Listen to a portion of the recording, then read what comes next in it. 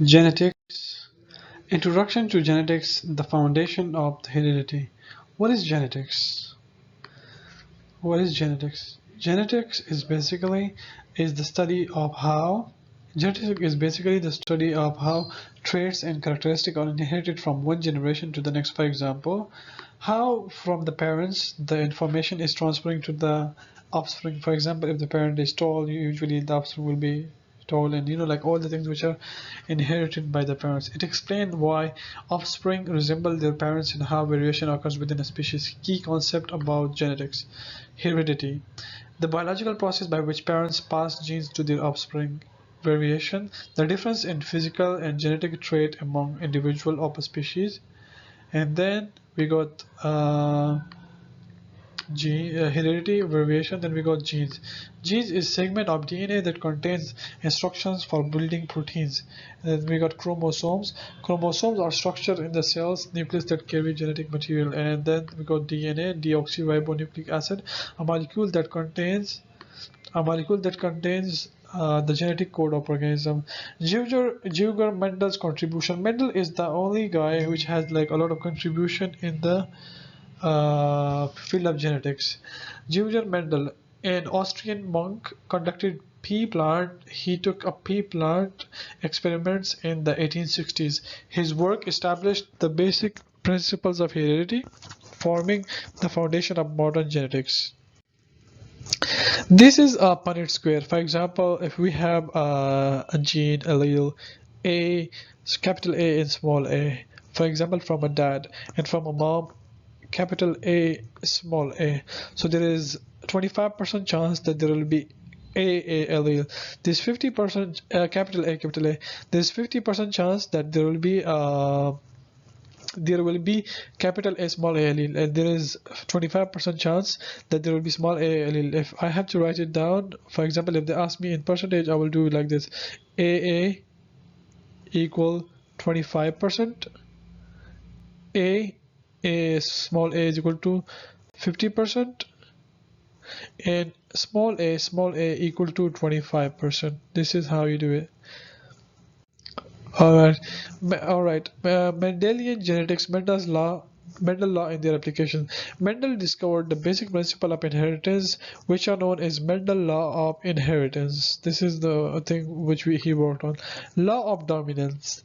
The first law is law of dominance. What is law of dominance? A dominant allele masks the effect of a recessive allele. For example, a tall pea plant crossed with a short tea plant produces all tall plants. For example, if we have a tall pea plant and we cross it with the short plant, produces all tall plants. Why? Because the tall pea plant was dominant. Now, law of segregation. What is law of segregation?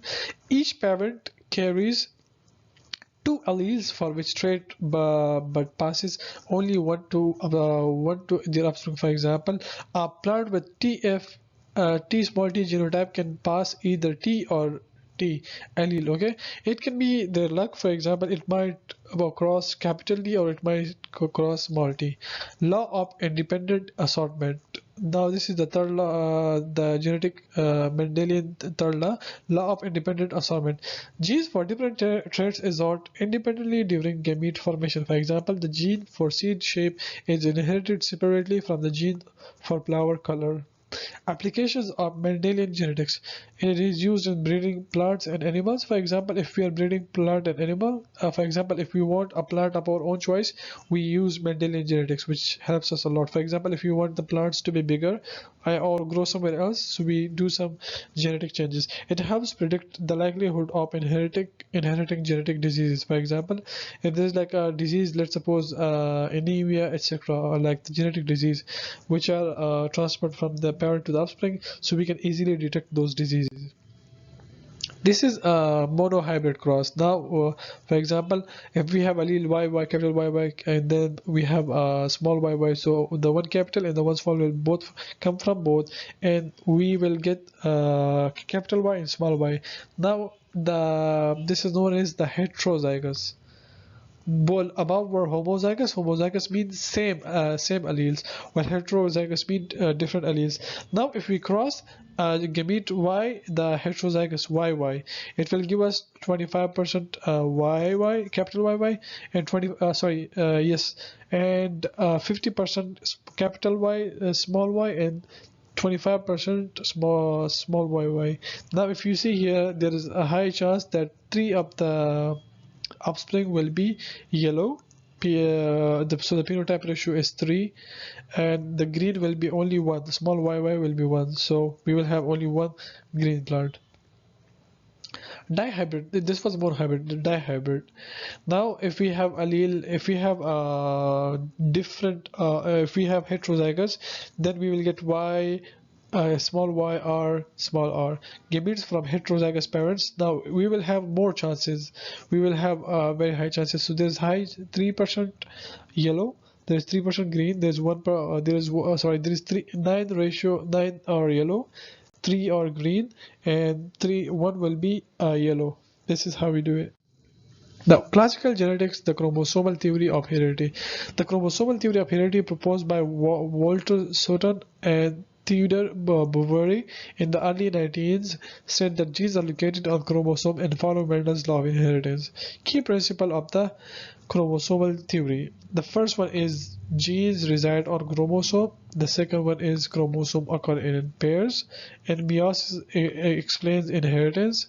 And the last one is sex determination in chromosomal. So genes reside on chromosome. We all know that genes are usually on the top of the chromosome. Okay, they serve as the carrier of heredity. Chromosome occur in pairs. One set is inherited from each parent. So chromosome usually occurs in pairs, not usually all the time. Meiosis explains inheritance. Homologous chromosomes separate following Mendel law of segregation and independent assortment.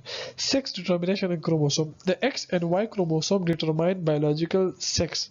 For example, if XX, that's a boy. Sorry, that's a girl. That's a girl. Sorry, that's a girl. And if XY, that's a boy. So this is how you do it. Let me erase that down. Yep. All right.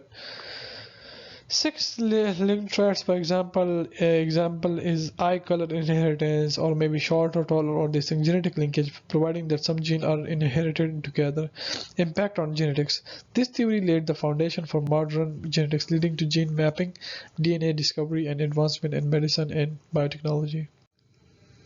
Diagram of meiosis showing chromosome separation. So the first step is the interphase, then in the prophase the chromosomes align, in the metaphase the chromosomes are broken down into two, in the anaphase the cell is divided into two, in the telophase there are completely two different cells which have the same number of chromosomes, and then prophase 2 then meiosis starts. Then in the meiosis in the telophase again, in the prophase 2 the cell is again aligned its chromosome. Then in the meiosis 2 the cell breaks down the chromosome into two parts, and then in anaphase it takes to both the sides, and in the telophase 2 the cell has again two like equal number of chromosomes on both sides. And remember one thing, in meiosis it is always haploid, means it will have 23 pairs of chromosomes, 23 chromosomes, while in mitosis it will have 46 chromosomes, because meiosis is haploid while mitosis is diploid. Diploid means double, haploid means half. Mitosis versus meiosis. Mitosis occurs in all organisms except viruses, while meiosis occurs in animals, plants, and fungi.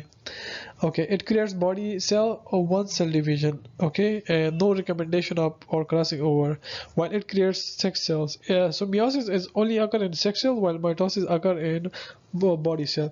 Two cell division, and here only one cell division in mitosis. No recombination or crossing over. In meiosis, recombination or crossing over happens. It produces two diploid daughter cells, while meiosis produces four haploid daughter cells. The daughter cells are identical, while meiosis the daughter cells are genetically different. And the same thing is, it creates new cells. These are similarities. It follows same steps. It begins with one parent cell. Inheritance pattern beyond Mendel. Not all traits follow simple dominance recessive patterns. Other inheritance mechanisms include types of non-Mendelian inheritance, for example, incomplete dominance. What is meant by incomplete dominance? A blend of traits, red plus white flower is equal to pink. For example, if we have red plus white, if we breed a red and white plant, it will give us a pink. Codominance means when both are dominant, both alleles are expressed equally. For example, blood type AB, it has A and B both, multiple alleles. More than one allele exists for a gene, for example ABO blood group. And polygenic traits influenced by multiple genes, for example height, skin color. And the last one is skin link sex link inheritance, traits determined by genes on sex chromosome, for example color blindness. Multiple alleles and polygenic alleles. So these are the examples, as you can see on the screen, which we discussed earlier. Sex link inheritance. Autosomal recessive inheritance. For example, unaffected parent. The first one is like unaffected parent by any disease, and the next one is the carrier parent which has the disease. So if you see, we got two new kids, like there's 50% chance that the kids will be unaffected, while there's 50% chance that the kids will be affected. Partially affected. Now there are two parents which both are partially affected by a disease. Now there is 100% chance that one of the kid will be unaffected child, and there is 50% chance, means the two of the new offspring will be partially affected, and one person will be affected child. There is 100% chance that he will be affected. Molecular genetics, DNA structure and replication. Structure of DNA. DNA is a double helix structure discovered by James Watson. DNA looks like something like this, a double helix structure, which something like this, and it has based on the X-ray diffraction worked on Rosalind Franklin and Marius Wilkins. What it has nucleotide, the building block of DNA. Each consists of a phosphate group. So the nucleotide consists of a phosphate group, a deoxyribose sugar, and a nitrogenous base, adenine, thymine, cytosine, and guanine. So basically the adenine, thymine, cytosine, and guanine are inside here, they're like inside here linked. It's something like this, the DNA. And adenine will pair with thymine, and cytosine will pair with guanine. This is how it goes. Base pairing: adenine pairs with thymine, and cytosine pair with guanine. All right. And adenine pair with thymine there will be 2 hydrogen bonds, while cytosine, between cytosine and guanine there will be 3 hydrogen bonds. Anti-parallel orientation: DNA strands use in opposite direction, with one strand oriented 5-3 5-3 to the other 3-5. Double helix: the two strands of DNA twist around each other, forming a helical structure. Deoxyribonucleic acid. So on one side we got the passport and the ribose sugars, alternating passport ribose sugar. Same on the other side, we got sugar phosphate alternate sugar and ribose sugar and phosphate. And in the middle we got thymine and cytosine. You see here we got 2 hydrogen bond between the thymine and adenine, and between guanine and cytosine we got 3 hydrogen bonds. DNA replication is a semi-conservative process, meaning each new DNA molecule has one old and one new strand. It occurs in 3 main steps: initiation, helicase.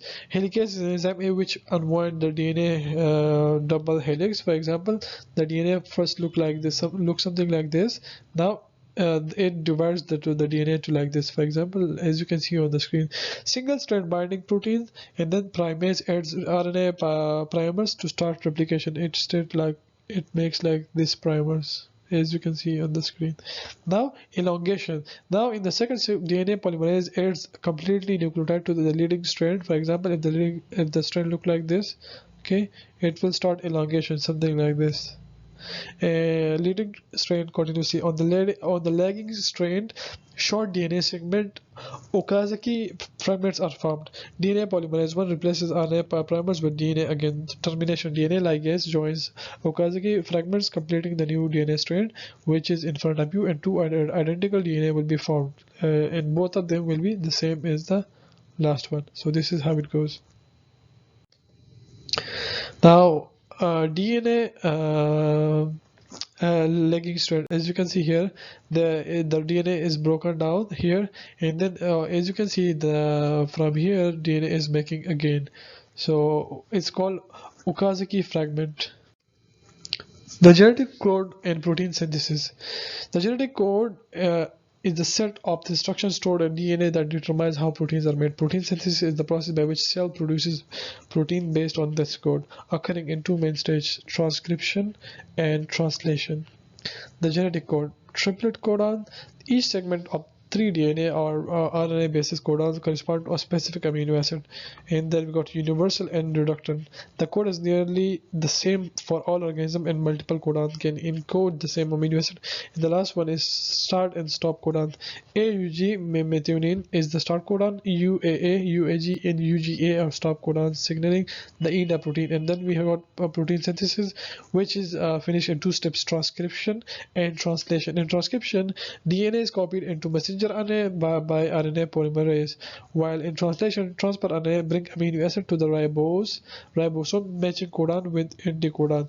Ribosome assemble amino acid into a polypeptide chain. Polypeptide is a chain which occurs between a protein which forms a protein.